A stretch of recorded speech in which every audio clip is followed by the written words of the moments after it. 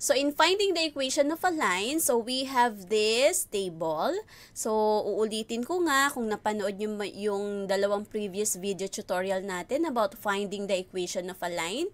So, na-discuss na natin itong slope-intercept form at point-slope form. Now, this time, we will focus on the 2-point form. So, ito naman yung kapag 2 points ang given, kapag 2 points ang ibinigay sa inyo, then we will be using this formula for the equation of the line.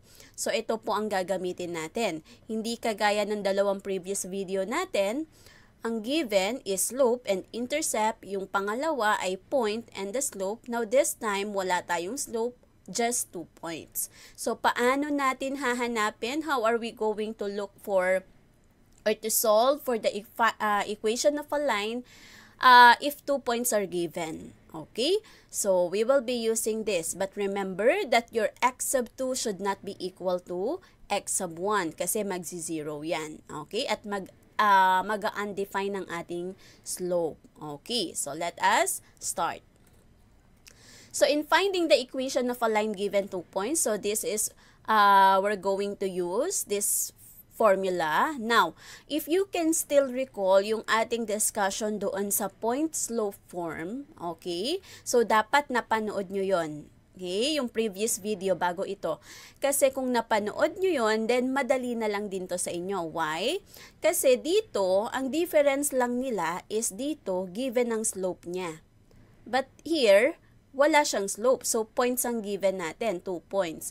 So, ang difference lang po nila dito, given na ang slope, that's why we don't need to solve for the slope. Okay? But this time, since hindi given ang slope, isosolve muna natin ang slope dito. That's why the formula for the slope is given. Ito po yon, y sub 2 minus y sub 1 over x sub 2 minus x sub 1. If you can still remember, this is the formula for the slope, right?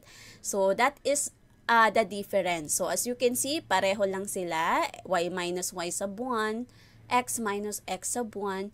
So, the only difference is dito sa point-slope form, given na ang slope. But here, since hindi given ang slope, isosolve muna natin siya. And then, pag nakuha mo na si slope, you're going back here. Parang bumabalik ka lang din dito. Kaya kung napanood nyo yung previous tutorial natin about point-slope form, kung na-practice nyo yung pagsosolve doon, actually, ito lang din siya. Okay? Yun nga lang, hahanapin muna natin si slope bago tayo bumabalik dito. Okay. So, let us start. So, I have here 2, 3, and then 1, negative 2. So, ang una natin gagawin palagi ay mag-label tayo para hindi tayo nalilito. So, kung ano yung unang given na point, yun ang ilalabel natin na x sub 1 at y sub 1. Ayan siya. Okay? Lagi po ito si x, ito ang y. Because this is your x coordinate and this is your y coordinate. Next, on your second point, so ito ang ilalabel natin as x sub 2, y sub 2. Okay, so tatandaan po palagi yan.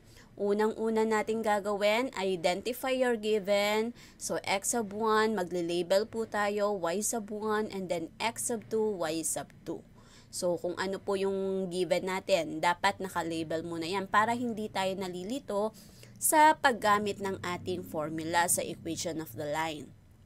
Now, etong gagamitin natin, so, ibablanko natin yung mga kailangan natin. So, ano ba yung mga kailangan natin? Diba? Meron tayong y sub 1, meron tayong y sub 2, x sub 2, x sub 1. So, ito yung mga kailangan natin, no? So, as you can see, binlanko ko siya.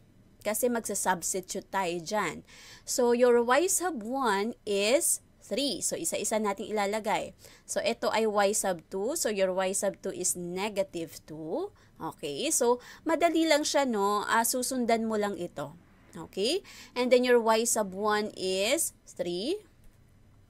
Your x sub 2 is 1. Your x sub 1 is 2. And then here, your x sub 1 ulit is 2. Okay, so yun po ang gagawin natin. So, label your points. I-label natin and then just follow the pattern. Ito po yung ating formula for 2-point form. So, ang gagamitin natin kapag 2 points ang given ay 2-point form na. Okay? So, this is now our equation. So, anong gagawin natin? Simplify natin. So, since wala namang gagawin dito, that is still y minus 3. And then dito, negative 2 minus 3, that is negative 5 over 1 minus 2, that is negative 1. Okay. So, hindi na natin itatackle kung paano mag-subtract ng integers. Dapat alam na natin yon. Grade 7 pa lang. Actually, grade 6 pa lang yon. Okay. But, kung nakalimutan, kung nalilito, pwede nyong balikan yung video tutorial ng subtraction of integers or addition of integers sa ating grade 7 playlist. Makikita nyo po yun doon. Okay? So, negative 2 minus 3, that is negative 5. 1 minus 2, that is negative 1. And then just bring down x minus 2. Okay, now, so negative 5 divided by negative 1. So, ito ngayon isi-simplify natin. So, again, copy muna natin si y minus 3. And then negative 5 over or divided by negative 1, that will become positive 5. And then just copy x minus 2. So, anong napansin nyo? Meron na tayong slope. Okay? So, yung 2 points natin, actually, nagsosolve muna tayo dyan sa slope. So, ayun na, nakuha na natin yung slope. So, etong form na to ay bumabalik lang din tayo dito sa point-slope form kasi nakuha na natin yung slope. Kaya nga sabi ko, kung napanood din nyo yung previous tutorial natin, kung na-master nyo yung pagsosolve doon, yung skills, bumabalik lang din tayo doon. So, madali na to para sa inyo. Okay? So, ang pinagkaiba lang niya, dito kukunin lang muna natin yung slope kasi the slope is not given. Okay? So, let us simplify. So, bring down y minus 3 and then we will distribute this. So, 5 times x, that is 5x, and then 5 times negative 2, that is minus 10. Okay? So, distribute lang po natin yan. Now, so, eto nga po, this is constant, right? So, anong gagawin nga natin kung napanood na yung previous video? So, ililipat natin siya doon. So, ito yung parang sabihin na lang natin easiest way. Pero kung tutuusin, dapat we are using APE or addition property of equality. Pero since ang haba nga ng solution natin, para mas mapadali, ito na lang ang gagawin natin. So, kapag ganito, since ang target natin is, we're looking for the equation of a line, and this is constant. So, pag sinabi natin constant, walang kasamang variable. And this is also constant, right? So, isasama natin siya doon. Dapat magkasama sila. Okay? So, ililipat natin siya doon. Now, remember that tuwing naglilipat tayo at tumatawid siya dito sa equal sign natin, nag-change tayo ng sign. So, itong negative natin, magpa-positive siya. Okay? So, kung ililipat natin siya dun sa right side, ang maiiwan na lang dito sa left side ng equation mo is y. And then, bring down 5x minus 10. So, ililipat natin ito. Negative siya, magiging positive 3. So, ganun po palagi pag tumatawid siya sa equal sign. Now, so y is equal to 5x, negative 10 plus 3, that is negative 7. So, this is now the equation of the line. Now, kung wala namang hinihinging specific na form sa ating equation of the line, halimbawa, ang hinihingi ay equation of the line lang, then you can have this. Pwede na po ito. Pero kung ang hinihingi ay write the equation of the line in standard form, then you have to rewrite this into standard form. Okay?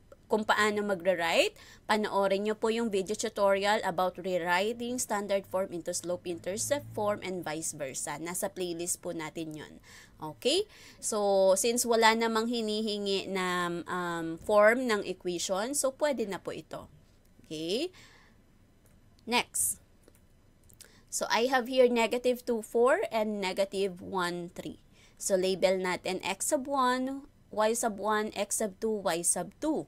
So, we will have, eto po siya ang ating gagamitin. So, i-blanko natin lahat ng mga, may, tawag nito, may isa-substitute tayo. So, since magsa-substitute tayo dito sa negative 1, iba-blank natin yan.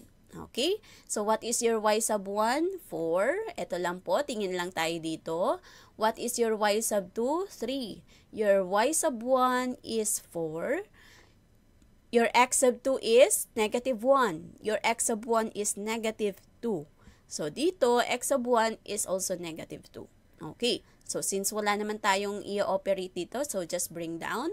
And then 3 minus 4, that is negative 1 over, ito po ay magiging positive, right? So, negative times negative, positive yan. So, magiging negative 1 plus 2 na siya. Okay? So, ito po, iaano muna natin ito ha, isi-simplify. So, negative times negative, that is positive. So, magiging negative 1 plus 2. Okay? So, negative 1 plus 2, that is positive 1. Okay? And then, bring down, ito rin, isi-simplify rin natin to. Negative times negative, that will become positive. So, magiging x plus 2 siya. Okay? So, take note natin itong may mga ganito ha. Kasi, paalala lang po na kapag ang given mo dito is negative, negative po ito. Yung iba kasi, dito po tayo madalas magkamali, na kapag negative yung sinasubstitute, ang nilalagay lang nila is 2. Kasi they think of this as ito na yung negative, hindi po. Ito po ay part nito, kasama pa siya nito, minus siya. So, iba pa po itong negative ni 2. Okay? So, yung iba nagkakamali dahil 2 na lang ang nilalagay. Dahil akala nila ito na yung negative ni 2. Hindi po. Iba pa po ito. So, sa science dapat maingat tayo dahil kapag nagkamali tayo sa science, mali na po lahat ang susunod. Okay? So, let us continue. So, copy natin si y minus 4. Simplify natin. So, ito na yung slope natin, no? Negative 1 divided by 1, that is negative 1. And then, copy si x plus 2. So, let us solve. Bring down y minus 4. Negative 1 times x, that is negative x. And then, negative 1 times 2, that is negative 2. Okay? So, again, lipat natin ito sa right side. Pagsamahin natin sila ni parehong constant. So, we will combine similar terms. Since pareho silang constant, i-combine natin sila. So, ang may iwan na lang is y. And then, bring down natin ito sa negative x minus 2. So, yung nilipat natin, mag-change po tayo ng sign ha. Paulit-ulit ko yan sinasabi. So, negative magiging positive 4. Okay? So, we now have y is equal to negative x, negative 2 plus 4, that is positive 2. So, this is now the equation of the line. Next. So, negative 4, I have negative 4, negative 2. This is our first point. And negative 1, negative 8. So, i-label muna natin. Yun po ang una palaging gagawin ha. I-label po natin. So, x sub 1, y sub 1, x sub 2, y sub 2. So, laging tatandaan, y sub 1, sub 1 itong mga to kasi this is your first point. And then, sub 2 itong mga to kasi this is your second point. Pwede man baliktad? Yes. Okay? Na-discuss ko naman yan dun sa finding the slope, diba? So, yun po. Pwede naman. Okay, so ito ang ating gagamitin. Ganun pa din. So, blanco natin yung mga kailangan natin. So, your y sub 1 is negative 2. Your y sub 2 is negative 8. Tulungan nyo akong i-check yung ating sinasubstitute ha. Kasi baka nalilito ako. And then, your y sub 1 is negative 2. So, ito po, since negative ulit siya, enclose natin siya sa parenthesis para mahiwalay siya dun sa subtraction. Okay? And then, your x sub 2 is negative 1. X sub 1, so ito po ang sinusundan natin ha, baka nalilito tayo. X sub 1 is negative 4. So, enclose natin yan sa parenthesis kasi negative siya. And then, your x sub 1 is negative 4. Okay, let us solve. So, ito na naman. So, simplify muna natin. Negative times negative, magiging positive yan. So, magiging y plus 2. And then, magiging positive ulit to. So, negative 8 plus 2 na siya. So, negative 8 plus 2, that is negative 6. Okay? Over, magiging positive rin to. So, negative 1 plus 4, that is positive 3. And then, this will become positive. So, x plus 4 naman to. Okay, so copy natin si y plus 2. Simplify natin ito. Negative 6 divided by 3. That is negative 2. Kasi different signs yan. So, negative 2, ita-times natin siya ngayon sa x plus 4. Okay? So, bring down y plus 2. negative 2 times x, that is negative 2x, and then negative 2 times 4, that is negative 8. Okay? Now, eto na naman tayo, ililipat natin ito. So, lipat natin siya kasama ng isang constant. So, ang may iwan na lang is y, and then bring down natin si negative 2x minus 8. So, ito po, since positive, magiging ano siya? Negative. Okay. Paalala po na tuwing tumatawid tayo dito sa equal sign natin, nagbabago po to ng sign. Okay? So, we now have what is the equation of the line. So, y is equal to negative 2x, negative 8 minus 2, that is negative 10. So, y is equal to negative 2x minus 10. Kasi i-add natin to. So, negative 8 minus 2, that is negative 10. So, this is now the equation of the line. Next, find the equation of the line through the points 3, negative 1, and 1, 4. Okay. So, paano natin gagawin? Since naka-statement siya, no? Hindi kagaya ng mga kanina na given na kagad yung point. So, ito naka-statement. So, paano natin gagawin? Ganun lang din. Since ang given natin ay 2 points pa rin naman, so, yun pa rin. So, ito yung first point natin, 3, negative 1. Ang second point natin is 1, 4. So, label natin siya, x sub 1, y sub 1, x sub 2, y sub 2. Okay? So, ganun pa rin, gagamitin natin ito kasi given 2 points. So, substitute natin lahat ng coordinates. So, y sub 1 is negative 1. Your y sub 2 is 4. Y sub 1 is negative 1. Your x sub 2 is 1. X sub 1 is 3. And then your x sub 1 dito is 3 also. Okay. So, isi-simplify natin to. Negative times negative, this is positive. So, magiging y plus 1 siya. Now, so 4, eto magiging positive rin. So, 4 plus 1 na siya. That is 5. Eto ay 1 minus 3. So, negative over negative 2. So, ita-times natin siya sa x minus 3. Okay. So, y plus 1 is equal to 5 over negative 2 times x minus 3. Now, copy natin si y plus 1.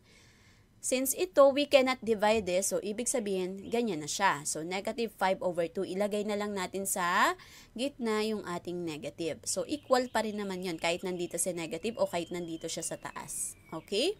So, negative 5 over 2, and then just copy x minus 3. So, we will now have y plus 1. So, ita-times natin to dito. So, magiging negative 5 over 2x, kasi 1 ito, diba? So, negative 5 over 2 times 1, negative 5 over 2x siya.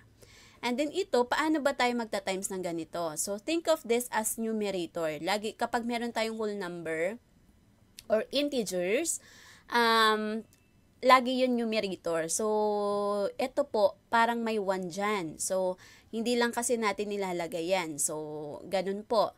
Think of this as numerator. So, numerator times numerator, denominator times 1. Ang denominator lagi niyan ay 1. So, 5 times 3, that is 15. And then 2 times 1, that is 2. Okay? So, ganun po ang pag-solve. 5 times 3, 15. 2 times 1, that is 2. Now, bakit positive? Kasi negative times negative, positive. Okay. Let us continue. So, ililipat natin ito. So, positive siya, magiging negative. So, copy natin, magiging negative 1. Now, meron tayong fraction dito. Paano natin to isa-solve? Okay. So, ganito po siya. Actually, pwede kang parang tawag nito, mag-cross multiply ka, no? So, again, since this is your integer o whole number, lagi tayong parang may over 1 dyan. Okay? So, ito yung pinaka-shortcut na ma-share ko, yung butterfly method. So, butterfly method, ito, tsaka yun. So, ito, multiply mo sa denominator niya. Ito naman, multiply mo sa denominator niya. So, 15 times 1, di ba may 1 dito sa denominator? That is 15. And then, 2 times 1, that is 2. Bakit minus? Kasi this is subtraction. Okay, so butterfly method yon. So 15 times 1, that is 15. And then 2 times 1, that is 2. So subtraction siya kasi this is subtraction. And then, yung denominator natin, i-multiply rin natin. So, 2 times 1, that is 2. Okay. So, this is how we solve fraction. So, yun yung pinaka siguro mabilis na paraan na maituturo ko, yung butterfly method kapag meron tayong fraction.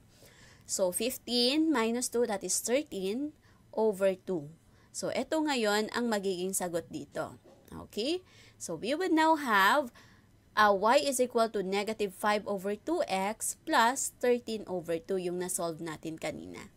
Okay? So, this is now the equation of the line.